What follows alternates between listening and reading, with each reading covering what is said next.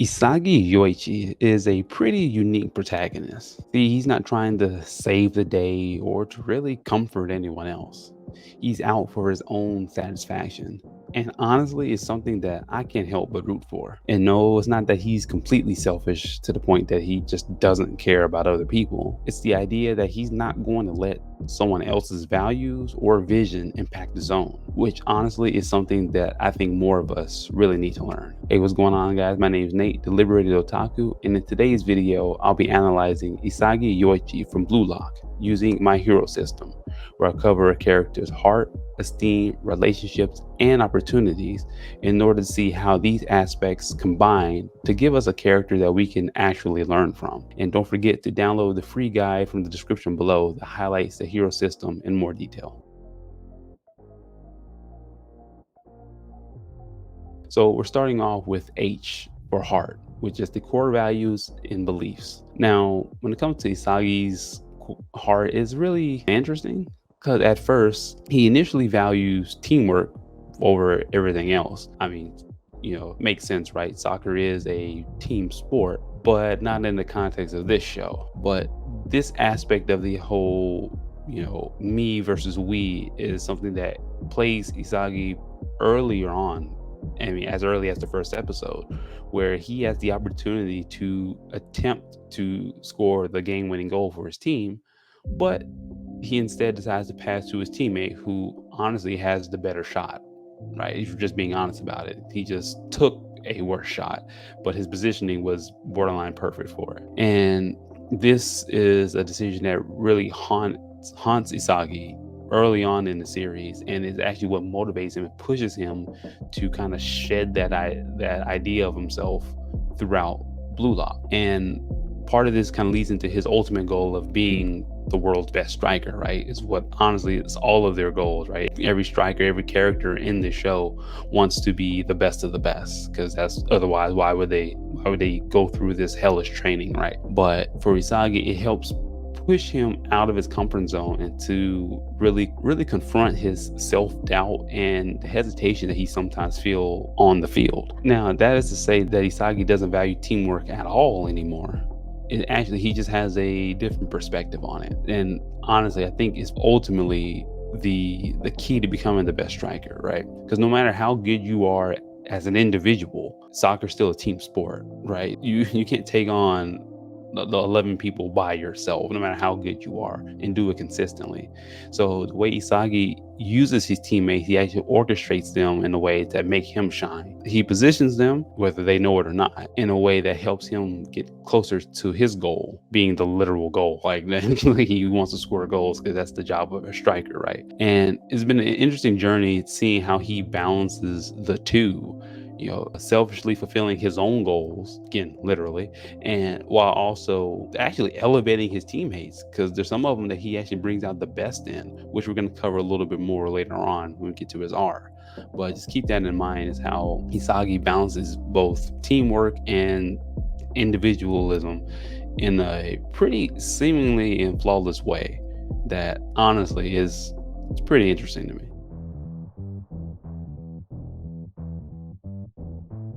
So next we're going to cover E for Esteem, which is your confidence and self-worth. And when it comes to Isagi, starting off, he, again, was pretty heartbroken by that pass he made that lost his team in the game, right? And this was an image of himself that he didn't want to have anymore. He just didn't know how to go about getting rid of it, which is, par for the course for any change in our lives, right? Once you do something enough times, it's kind of who you are. And if you want to make that change, you're not really sure on how to go about it. And then Blue Lock happens, right? But the cool thing about Isagi is that he actually gains his own confidence and self-respect gradually throughout the series. And that comes with the proof that he has that he's actually capable of competing for the top spot. Because when he's first introduced to the rest of the cast, mainly on his own team in the first selection, they all have these wonderful qualities or abilities that seem to set them apart from everybody else. But for Isagi, he's, in his own terms, the average Joe, right? He doesn't seem to excel at really anything, but he still has the same hunger and drive that the rest of them do. So he's comparing himself to the rest of his team. You know, Kunagabi's strength and just build, Chigiri's speed, Bachira's crazy dribbling, and then other characters like, you know, just Baro's just relentless assault on the goal, and of course, you know, Nagi's incredible one touch. And all of these things, all of these weapons, as they call them, are unique to each player, but Isagi just felt left out for the longest time until Chigiri actually pointed out, is like, hey man, you can see the field better than everyone else. Apparently you're always in the right position. No matter what's happening on the pitch, you're always in the right position, in the right spot where you need to be. And that was the first hint that Isagi had at his spatial awareness, his weapon. And honestly, this kind of laid the groundwork, laid the foundation that he needed in order to really trust in his own instincts, trust in his training. Because once he found that, he found something that he could latch on to and actually strive to improve. And boy did it. I mean, later on, even now where we are in the manga, this man becomes an absolute unit. And again, we're trying to keep this as spoiler free as possible, but just know that Isagi is him right now. He's earning his flowers, let's put it that way. But that doesn't just come from the fact that he discovered his weapon, right? It also comes from his, how do I want to put it, his never back down mentality. Because this man's always facing challenges. He's always facing them head on. He never backs down from stronger opponents. Now, sure, he may be overwhelmed in the moment because of this is something new to him, but he never panics. He never gets defeated. And honestly, you see a lot of the times where after his adversary, whether it's Baro or Nagi or Rin, if they score or outplay him, you know, he never despairs or anything like that. He sits there and starts analyzing, okay, what went wrong? What did I do wrong? What could I have done better? And it's this aspect of Isagi that really makes me want to root for him, because as somebody who has a tendency to self-loathe at times, seeing somebody take those same losses and use it as a way to progress forward is something that's truly inspiring to me.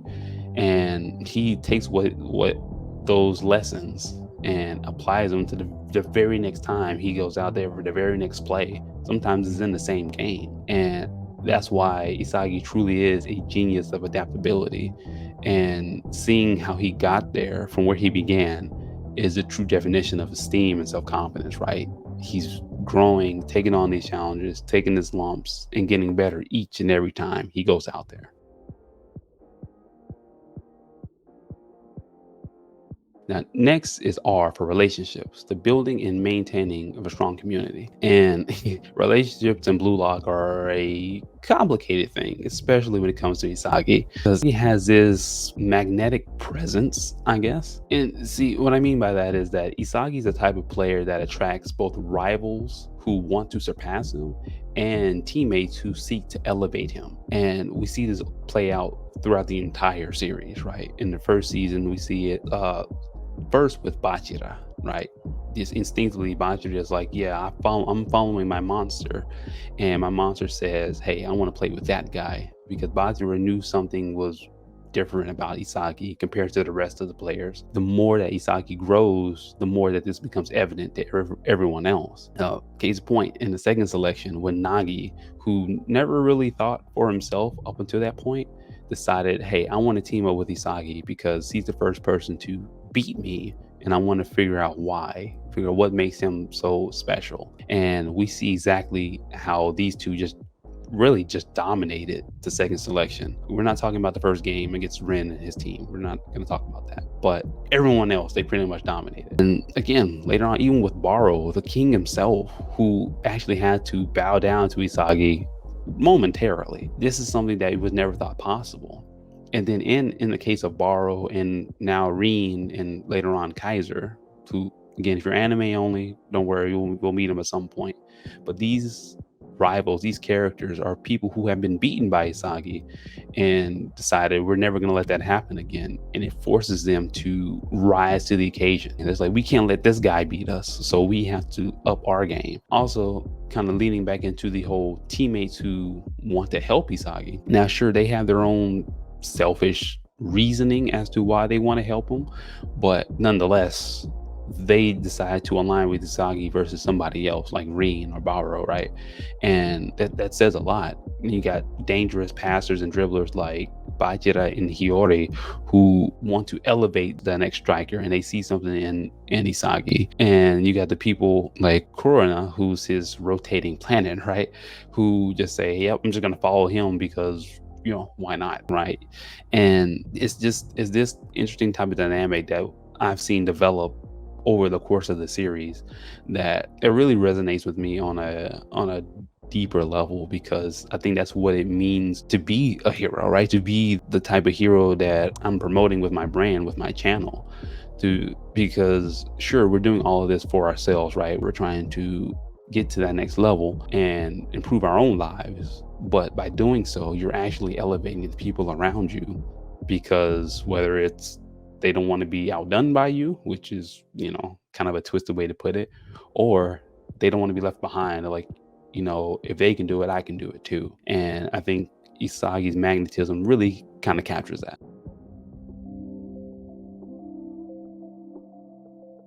And next, I want to cover the O for opportunities, the creating and seizing chances for growth. And like I mentioned before, Isagi isn't one to shy away from any challenge. He's constantly challenging better players head on. Like, he's not going to back down from a fight.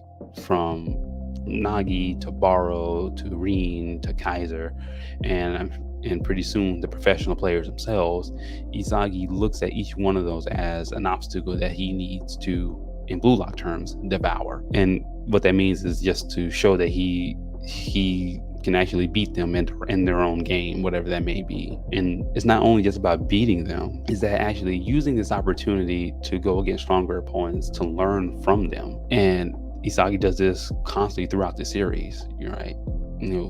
Isagi's whole shtick is breaking himself down and rebuilding himself as many times as it takes in order to get the result that he wants. And it's represented by the puzzle pieces, right?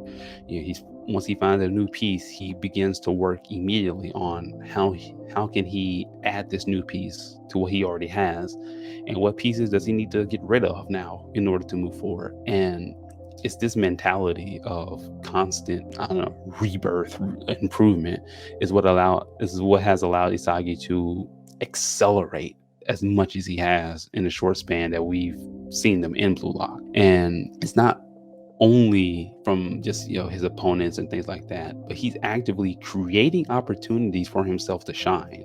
Like I mentioned earlier, Isagi's the one to orchestrate the field because of his spatial awareness. He's super aware of where the ball is, what everyone's doing, and even beyond that, even now, currently in the manga. So, little spoiler warning right here, but now that he has like meta vision, he's beginning to understand the different ego styles, I guess, that he's boxing everyone in now.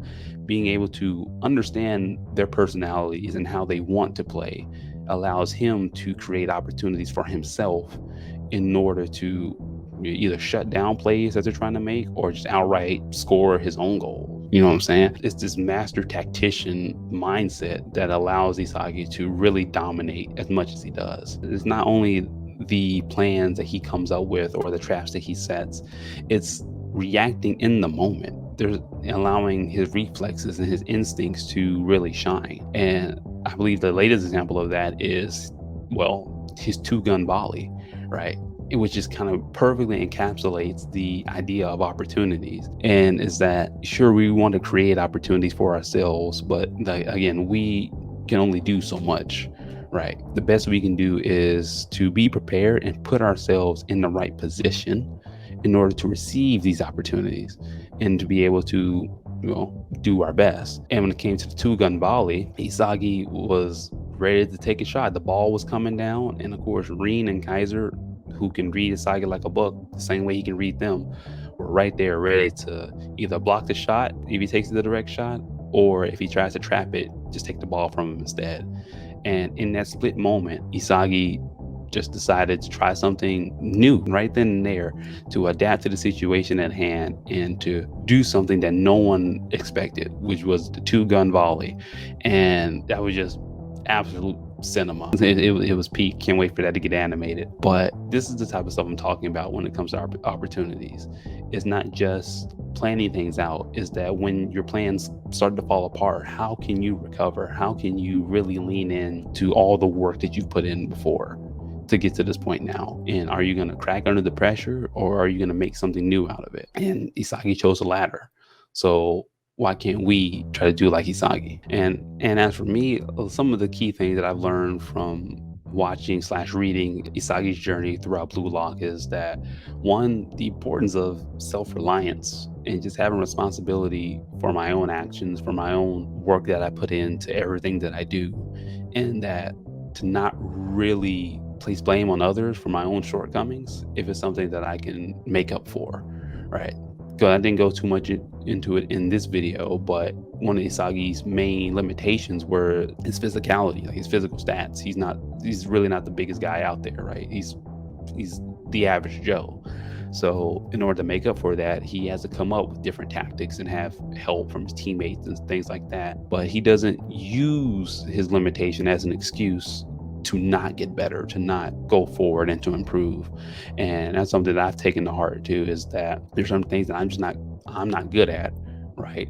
And, some of this whole YouTube thing, I'm not really the best editor, right? Or the best script writer, and at times not even the best speaker, because I stutter all the time. But I still put myself out there, and I still strive to get better each and every time, because this is important to me. It's important that I get this message out to you guys, to whoever's watching it, and know that you can improve despite your limitations as well. And that's one of the main things Isagi's taught me.